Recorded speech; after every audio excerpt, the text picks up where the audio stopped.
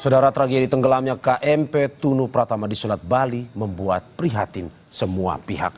2 hari setelah kejadian, hingga kini puluhan korban belum juga ditemukan. Bagaimana evaluasi sistem keamanan transportasi laut? Pagi ini kita bahas dengan sejumlah narasumber, di antaranya anggota Komisi 5 DPR fraksi PAN, Pak Bakri. Selamat pagi. Selamat pagi, Mas. Terima kasih banyak. Inilah Rajiun, berdos kita, Mas. Terima kasih Pak atas sudah bergabungnya di Dialog Sapa Indonesia Pagi pada hari ini. Dan juga Hasanuddin, ahli stabilitas kapal IT Surabaya. Terima kasih Pak Hasanuddin.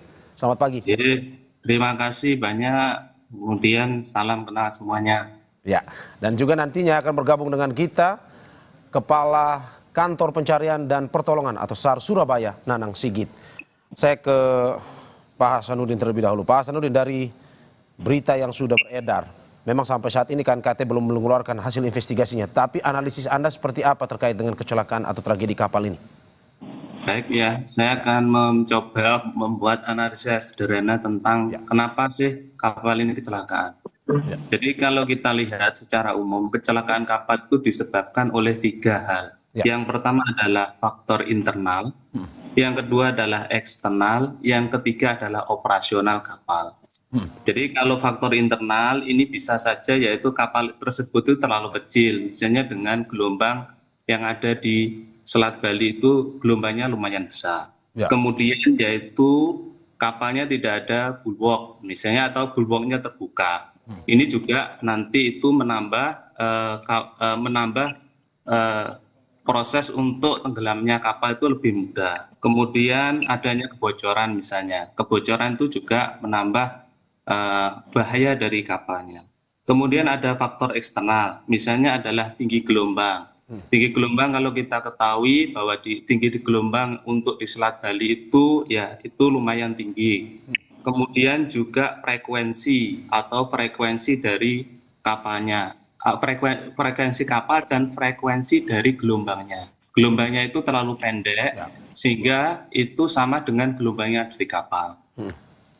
Kemudian yang ketiga yaitu adalah faktor operasional. Kapal ini kalau kita ketahui bahwa usianya kan sudah 25 tahun. Jadi sebenarnya ini sudah melampaui usia dari kapalnya itu sendiri atau konstruksi.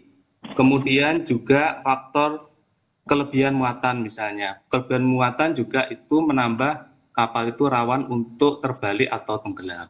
Kira-kira seperti itu untuk analisa singkatnya.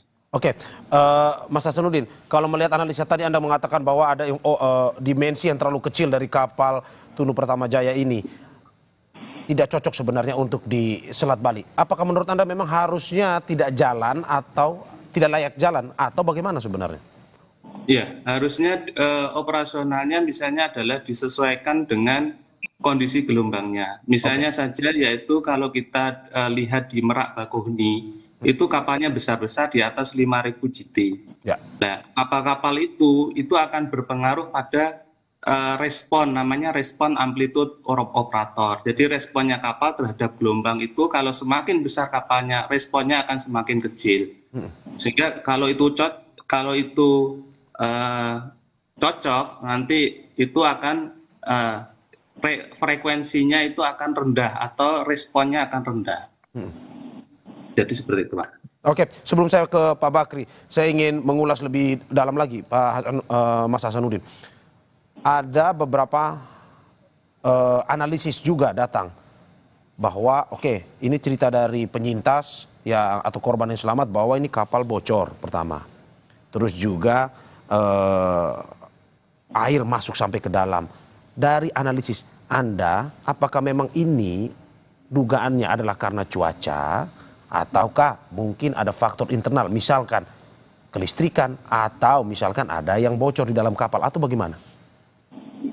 Kalau kapal itu mengalami bocor, apalagi itu bocornya di kamar mesin, itu sangat berbahaya karena kapal itu akan namanya dead ship atau yaitu mati mesin. Ketika kapal itu mati mesin, dia tidak bisa melawan gelombang. Kemudian kalau gelombangnya terlalu tinggi, itu akhirnya itu namanya akan terjadi namanya deck wetness atau naiknya air ke geladak sehingga menimbulkan free surface effect Ketika menimbulkan free surface effect, itu kapal akan tenggelam dengan cepat. Ya. Oke, berarti menurut Anda kalau walaupun cuaca dalam keadaan apapun, kalau listriknya mati di kapal, akan terjadi hal seperti ini ya? Secara teori itu kalau stabilitas, kalau kebocorannya bagus, itu seharusnya tidak. Kalau itu tidak ditambah dengan faktor-faktor yang lain, misalnya adalah muatannya itu terlalu berat, kemudian ada faktor eksternal lain, misalnya gelombang. Jadi penyebab kecelakaan itu tidak satu saja penyebabnya, tetapi adalah kombinasi. Ada beberapa faktor yang menyebabkan ya. Oke, saya ke Pak Bakri. Pak Bakri, bagaimana Anda melihat? Belum sampai 1 minggu ada 2 kejadian kecelakaan kapal. Pertama di Maluku Utara dan 2 hari yang lalu ada di Selat Bali. Bagaimana DPR melihat hal ini terkait dengan transportasi laut kita? Ya baik Mas, terima kasih. Ya. Jadi pertama saya mewakili teman-teman anggota Komisi 5 dan pimpinan turut berduka cita ya atas musibah yang menimpa ini ya. Dan kita berharap ini mungkin tidak akan terulang terus ya. Memang kami di DPR juga prihatin terhadap angkutan transportasi ya.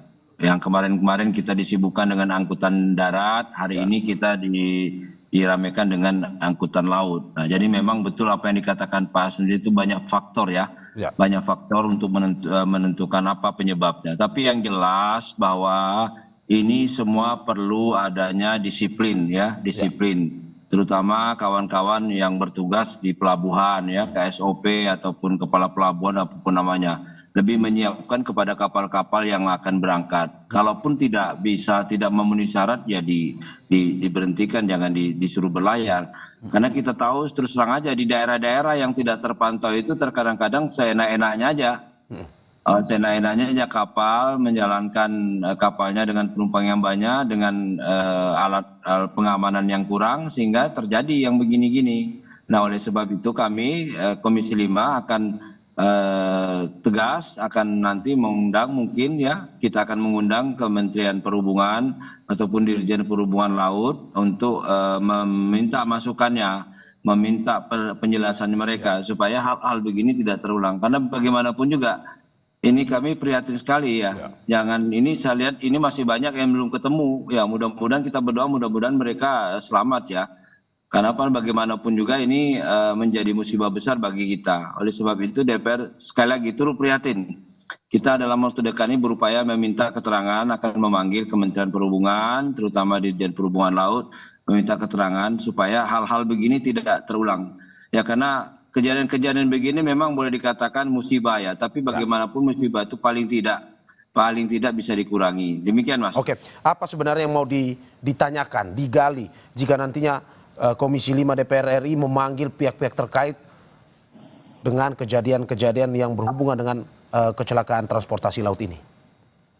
Tapi yang jelas kita ingin bahwa pertama itu BMKG harus betul-betul bekerja maksimal mungkin, mengetahui bagaimana kondisi keadaan cuaca. Dan saya setiap rapat dengan BMKG itu selalu menyampaikan bahwa informasi terhadap kondisi cuaca apapun semua itu harus disampaikan ke penumpang ataupun pemilik kapal ataupun penguasa pelabuhan supaya betul-betul mengetahui.